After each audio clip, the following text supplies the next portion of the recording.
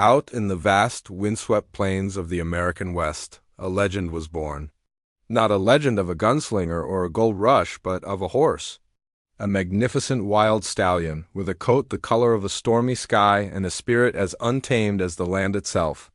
They called him Shadow because he was as elusive as one, a ghostly figure that would appear on a ridge at dawn and vanish by sunrise.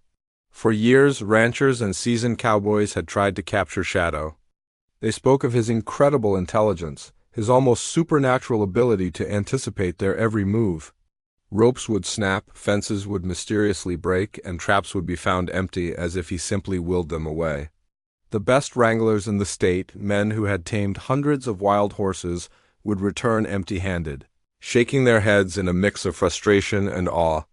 Shadow, it seemed, was more than just a horse.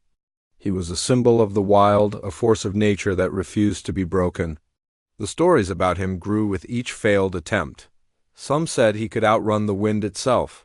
Others whispered he was a phantom horse, a spirit of the plains. He became a local legend, a challenge that every aspiring horseman dreamed of conquering. But Shadow remained free, a king in his own grassy kingdom. His silhouette against the sunset a constant reminder of the untamable spirit of the wild. Into this world of seasoned veterans and legendary stallions stepped a young boy named Leo. Leo wasn't a cowboy, at least not in the traditional sense. He was quiet, observant, and spent more time listening to the whispers of the wind than the boasts of the wranglers. While others saw Shadow as a prize to be won, a beast to be conquered, Leo saw something different. He saw a lonely king, a creature of profound intelligence and deep-seated fear, born from years of being hunted. Leo didn't come with ropes or lassos.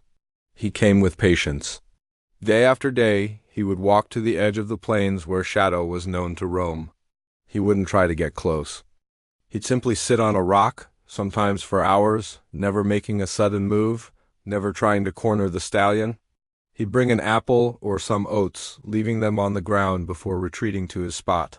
He spoke to Shadow, not in commands or shouts, but in a soft, calm voice, telling the horse about his day, about the clouds in the sky, about the birds singing in the trees. The wranglers laughed at him. "That kid thinks he can talk a horse into a corral?" They'd scoff. They saw a naive boy wasting his time. But they didn't see what was really happening. Slowly, imperceptibly, a bridge was being built. It wasn't a bridge of ropes and wood, but one of trust and understanding. Weeks turned into months. Shadow, who would bolt at the sight of any other human, began to linger. He'd watch Leo from a distance, his head held high, his ears twitching, processing this strange, non-threatening human. The distance between them began to shrink. First it was 100 yards, then 50, then 20. One day, Leo left an apple and sat down, and for the first time, Shadow didn't wait for him to leave. The magnificent stallion cautiously approached, sniffed the apple, and took a bite, his large, dark eyes fixed on the boy. It was a breakthrough, a silent agreement.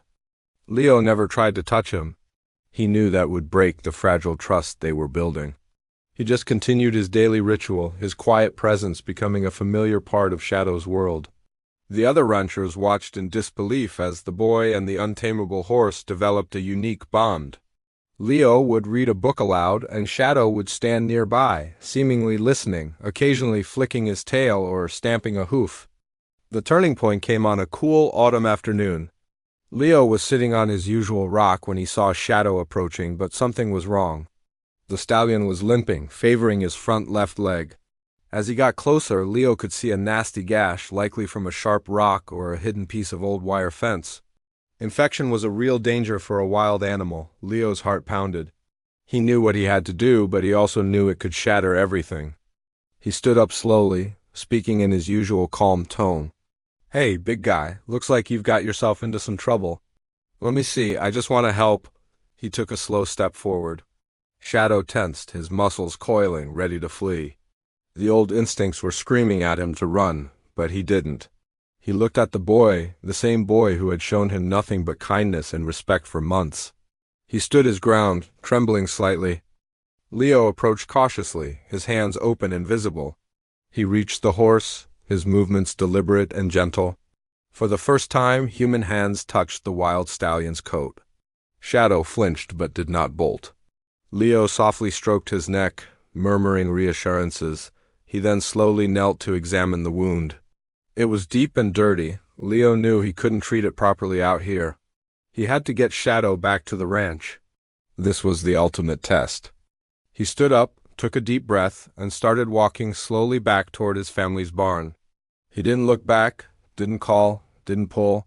He just walked, his heart in his throat. After a few steps he heard it, the soft thud of hooves on the dirt behind him. He risked a glance over his shoulder. Shadow was following him. Limping but following. The untamable spirit of the plains was voluntarily walking toward a barn, toward the world he had always fought to escape. When the other wranglers saw it, they fell silent. Their jaws dropped as Leo led the legendary stallion, not with a rope, but with trust, right into the paddock.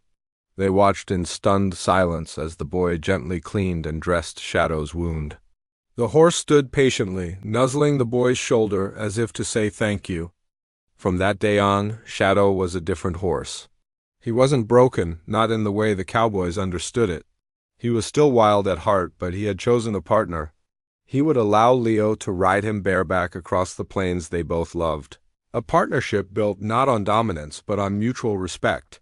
The story of the boy and the wild stallion became the new legend of the plains. It wasn't about conquering the wild, but about understanding it.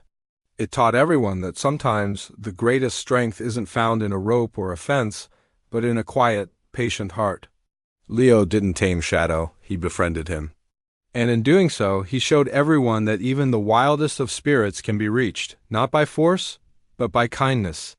He proved that the strongest bond isn't one of capture, it's one of trust. And that's a lesson that echoes across the plains to this day. Thanks for watching. And if you enjoyed this story, don't forget to like and subscribe for more. See you next time.